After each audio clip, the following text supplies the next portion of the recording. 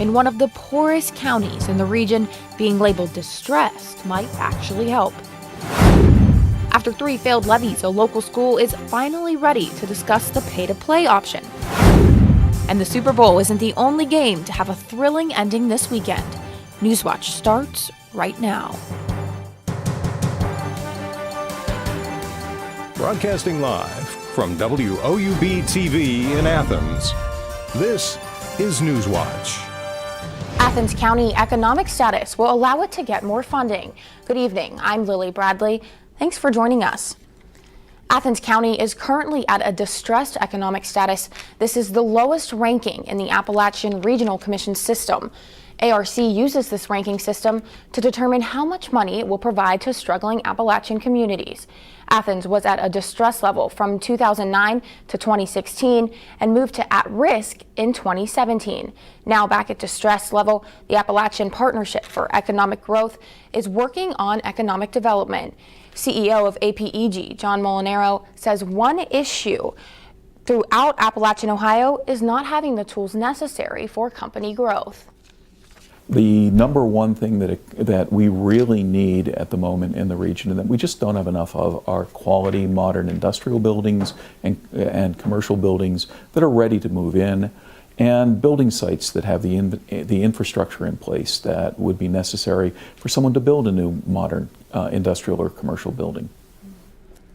ARC released its most recent list a few months after President Trump's administration proposed to eliminate the ARC agency.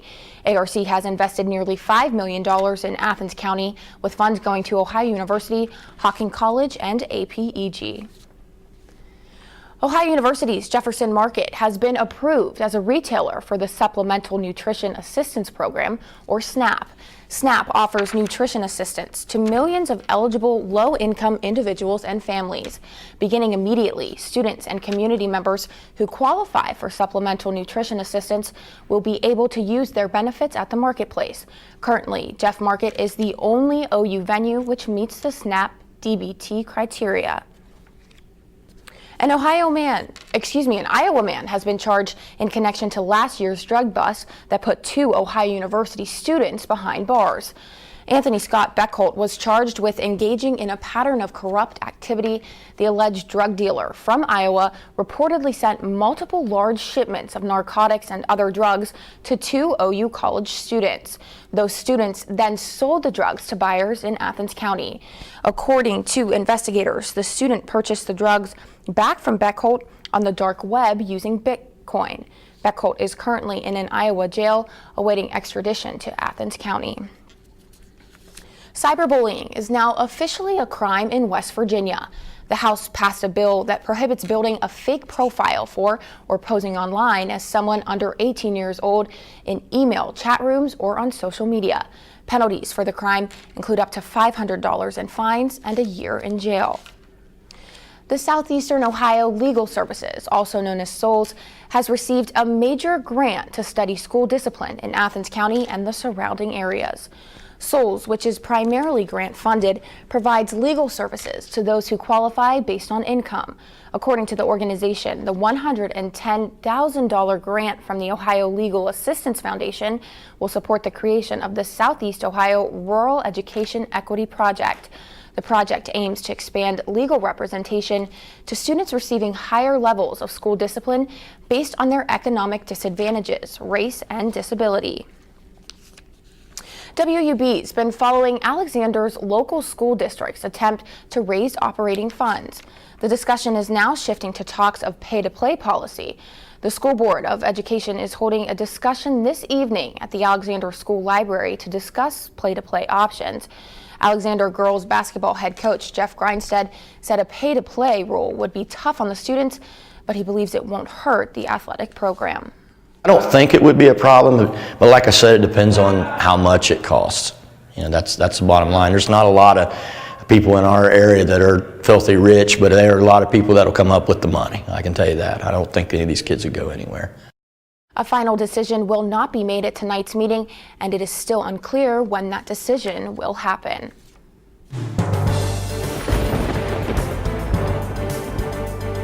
From the Newswatch Weather Center, I'm Matt Thigpen. Right now in Athens, we're seeing those temps start to fall as that sun has just set at 5:55 tonight. We're seeing 25 degrees. We're under those dry, clear conditions.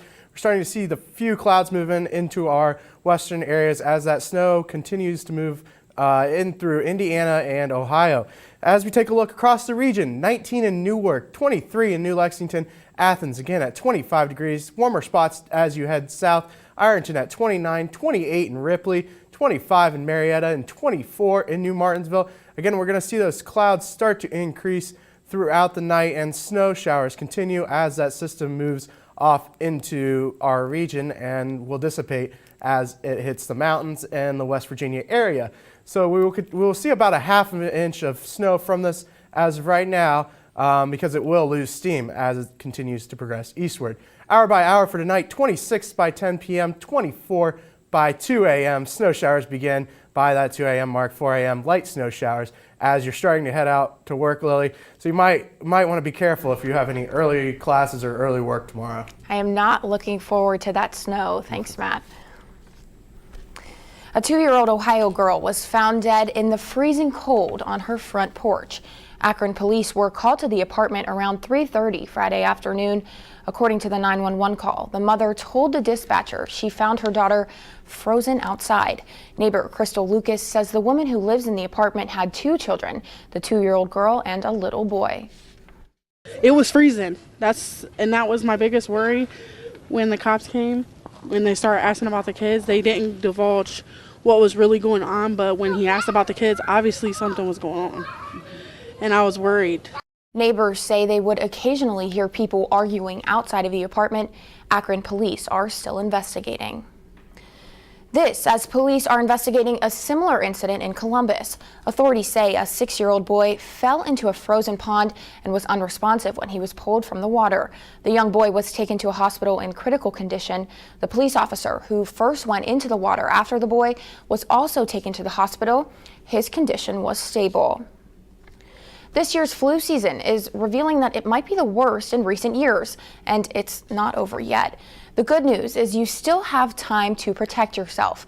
According to the FDA, the seasonal flu vaccine is the best way to lower your risk of getting sick and spreading it to others. It's best to get vaccinated as soon as the flu shot is available, but getting it later can still be helpful. It's not too late, because even if you feel like flu has come to your community and now is decreasing, there could be a second wave, and it could be a different type of virus. Every flu season is made up of varying strands of the virus. This year's dominant strain is H3N2. It has proven a bit more challenging to vaccinate, but the flu shot is relatively more effective for other strains circulating this year. Kentucky officials have announced an online tool to join in the state's fight against opioid drug abuse. Governor Matt Bevin's administration says the website findhelpnowky.org allows people to search in real time for a local substance use disorder treatment center. The new tool will be promoted as part of the governor's Don't Let Them Die campaign, which seeks to bring awareness to the opioid crisis. In the meantime, West Virginia's Governor Jim Justice is taking a new approach to tackling the opioid crisis in his state. According to Justice, the state does not have enough funding to fight the battle, quote, on all fronts. So Justice says he first wants to come up with a model for 2 still undetermined counties that, quote, solves the riddle before deploying it statewide. One county will be in the southern part of the state and the other either from the north or east. The national debate over how to fix voting districting continues on both a national and local level. Plus, the Supreme Court declines to block one state's redistricting mandate, while Ohio makes a step towards theirs.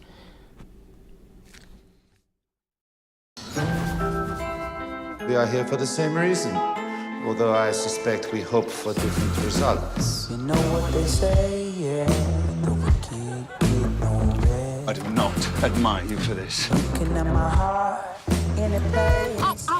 It's always 6, isn't it? Got so much to lose. Love. Got so much to prove. For judgment. We are not amused.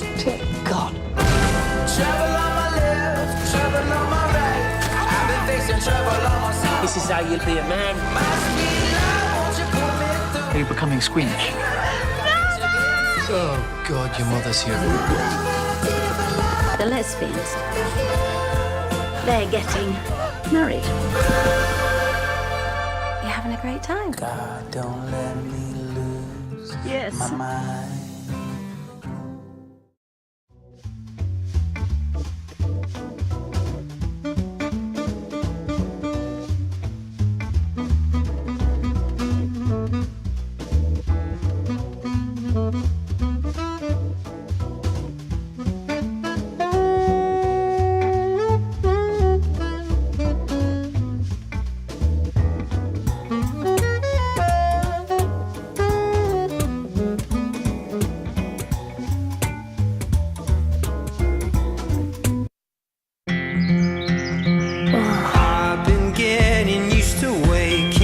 Come and play with us. Onward and onward!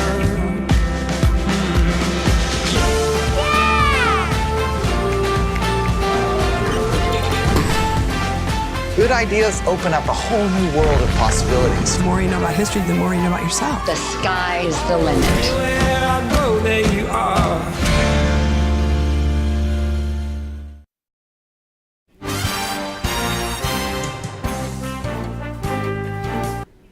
The Supreme Court declines to block a redistricting order in Pennsylvania today. The decision upholds the Pennsylvania High Court's order to redraw the district lines. Pennsylvania's Supreme Court ruled the Republican-drawn congressional maps violated Pennsylvania's Constitution. The redistricting order has massive implications for the 2018 midterm elections. It possibly helps Democrats pick up more seats in Congress. A full Senate vote is expected for redistricting in Ohio's compromise plan. The Senate Oversight Committee passed it this afternoon. The House is likely to approve it tomorrow. It will be one day ahead of the deadline to get the issue on the May ballot. President Trump is calling out some Democrats for their State of the Union speech reactions. The president made the remarks while touring a manufacturing facility in Cincinnati, the Schaeffer Corporation. Trump says the stone-faced reactions he saw in the crowd may have been treasonous. They would rather see Trump do badly, okay, than our country do well. That's what it means. It's very selfish. And it got to a point where I really didn't even want to look too much during the speech over to that side, because honestly, it was bad energy.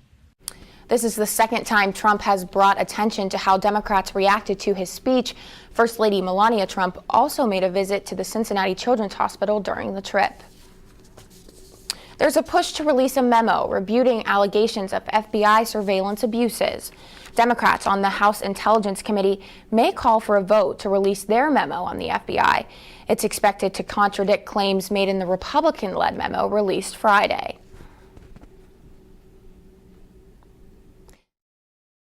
Nunez memo, if they allowed the Democratic response to come out, would be discredited itself. The information, the facts tell a totally different story. The GOP blocked the release of the Democratic memo last week, but they now say they will vote to release the memo. Sensitive documents from the Department of Homeland Security were found in the back pocket of an airplane seat. The documents detailed anti-terrorism preparations for last night's Super Bowl. The 78-page document contained details of preparations in the event of a biological attack during the Super Bowl. Included in the documents was the travel itinerary of a senior manager at DHS, the man in charge of the government's detection and response to a bioterror attack. Look, I'm not going to pretend that this is America's crown jewels. On the other hand, it is obviously significant that these were left behind.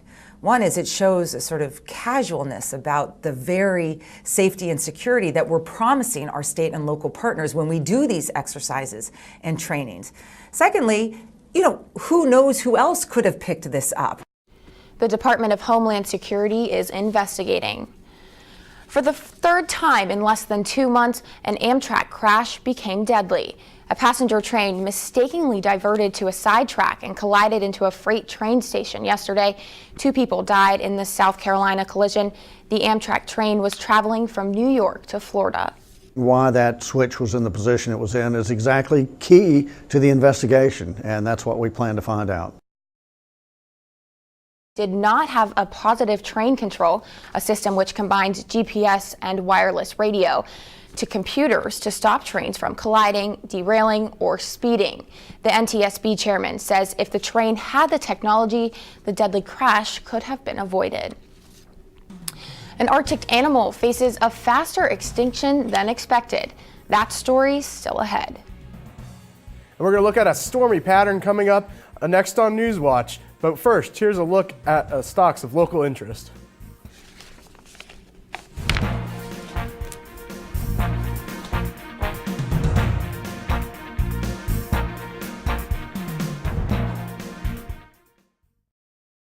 I don't mind saying it. Now you look like an astronaut. My dream is to walk on the moon. 2, 1. Look at this place.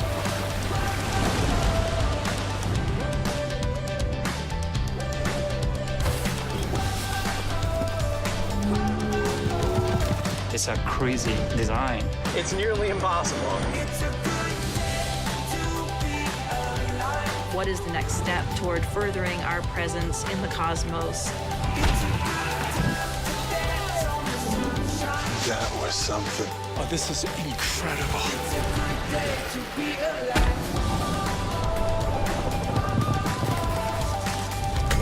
Very, very scary. Reality is always more unbelievable than anything we could have imagined. We're literally on the cutting edge. Unreal.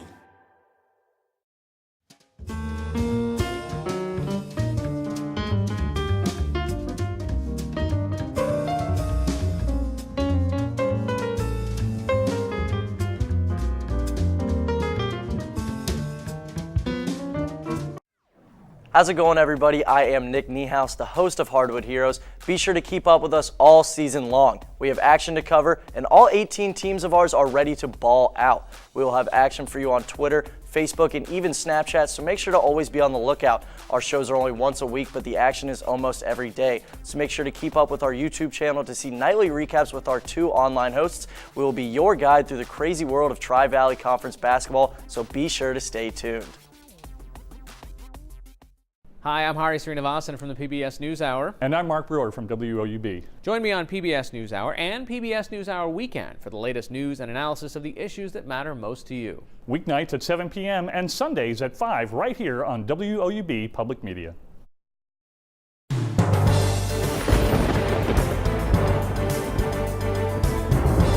From the Newswatch Weather Center, I'm Matt Thigpen. And we're looking at these weather headlines. Stormy week ahead. We really do have a stormy week ahead. We're going to look at a potential for some accumulating snow in the middle of this week and an ice potential possibly on Wednesday morning.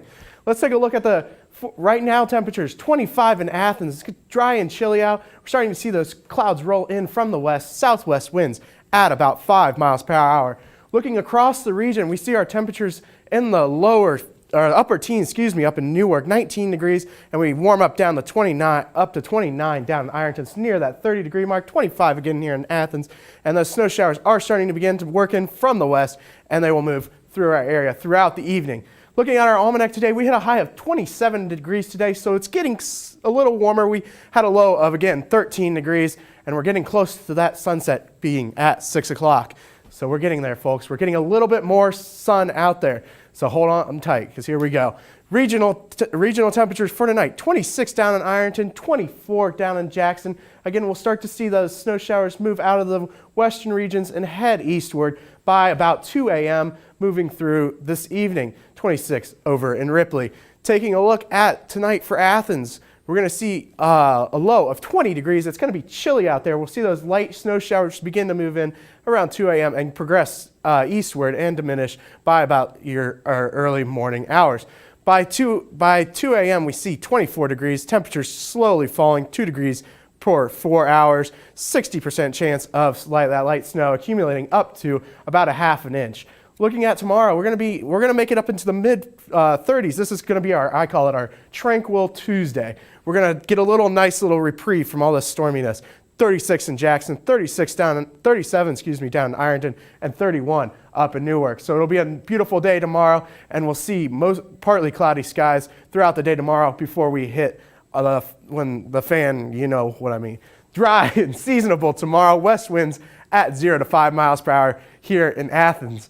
As we take a look at our 7-day, here's that stormy pattern. Let's start off that roller coaster. 37 on Tuesday, 36 on Wednesday. That rain-snow mix, we got to watch out for the ice potential. We could see up to a half an inch of ice. Some models are still in disagreement. If that storm track moves a little bit north, we could see rain. If it heads south, we could see more snow with that. So we'll have to keep an eye on that for you for tomorrow. Thursday, we dry out 30 degrees behind that cold front. 19 for our low on Thursday, but we warm up perfectly for the weekend back into the mid to upper 40s on Friday and Saturday, and even into the beginning of next work week. We see Monday at 40 degrees. We'll see sunny skies by Monday, and looking at those low temperatures warming closer to freezing. So we're going to have some nice, beautiful mornings, warming up more, not into the teens. It's going to be beautiful, Lily. Finally. I can take that nice weather, the snow and the ice coming back, not so much. Yeah, we gotta get through that first tomorrow and Tuesday. Get through that, we'll be set. All right, work your weatherman powers and see what you can do, okay? I'll try. Okay.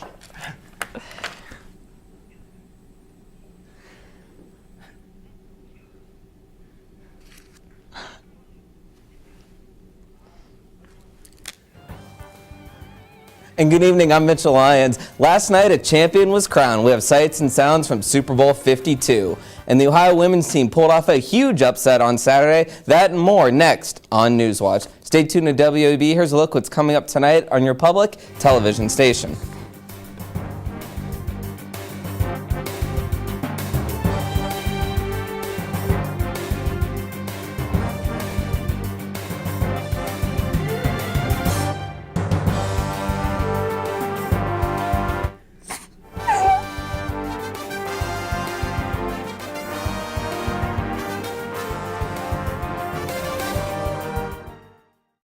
Going on, Hardwood Heroes fans, I am your host, Nick Niehaus. We are the authority on all things Tri-Valley Conference, and we have all the content you need. Be sure to stay tuned across all of our platforms so you never miss any of the action.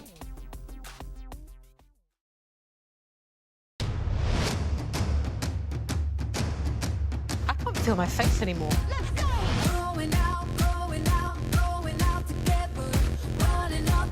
You're doing good. You're just a little slow.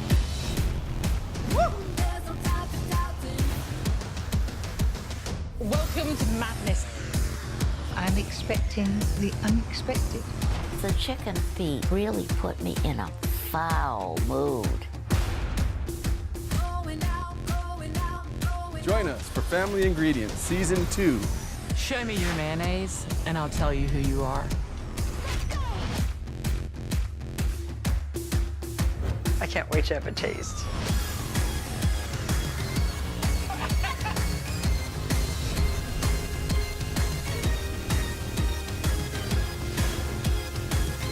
Now that's crispy.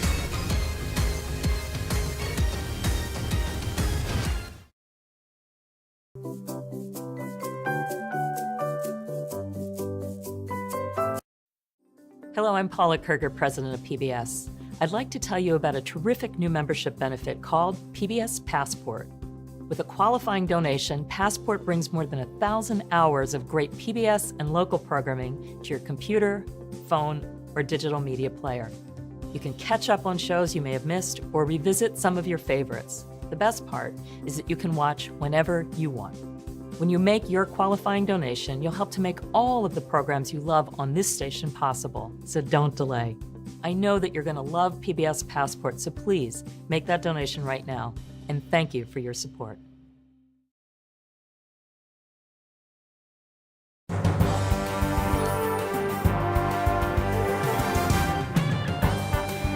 Welcome back. I'm Mitchell Lyons. Fly, Eagles, fly. The Philadelphia Eagles defeated the New England Patriots last night in an instant classic. Let's get to the highlights. Nick Foles drops back to passing. Those defenses for Alshon Jeffrey, who goes up top and catches it for a touchdown. Eagles up 9-3. Patriots trying to respond, and they get tricky. Denny Amendola throws to Brady, but he can't reel it in. 40 seconds left in the half, 4th and goal from the 1. It's the Eagles' turn to get tricky. Trey Burton finds Foles for a touchdown. Eagles up 22-12 at the break. Fast forward to the 4th quarter, Patriots take the lead when Brady finds Gronkowski for the touchdown. Eagles regain the lead with a touchdown to Zach Ertz with just over 2 minutes to go. The play was reviewed, and the call was upheld.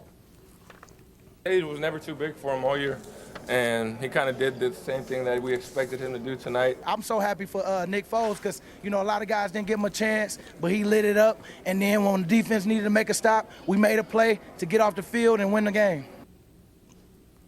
And here is that play. Brady drops back to pass, but is stripped by Brandon Graham after a field goal. Brady gets one last shot. Ball at midfield, 9 seconds left. Brady throws a Hail Mary to Gronkowski. Ball's tipped around, but falls to the ground, and the Eagles win. In the loss, Brady threw for 505 yards and 3 touchdowns. Nick Foles was named Most Valuable Player, and he threw for 373 yards and had 4 total touchdowns. So happy for Nick. You know, a lot of people, a lot like this football team, a lot of people counted him out and didn't think he could get it done. And, you know, I believed in him, the staff believed in him, the players believed in him. We just needed time. We needed time together to work out some things. And you know, this whole postseason, Nick has shown exactly who he is and what he can do and what he's capable of doing. He's well deserved of the honor. This was the first Super Bowl in Philadelphia Eagles history. From one thriller to another, 5 seconds left in the game, senior Mike Laster headed to the line. Laster missed them both, sending the game to overtime. Tied at 86 with 12 seconds remaining, Laster drills a 3.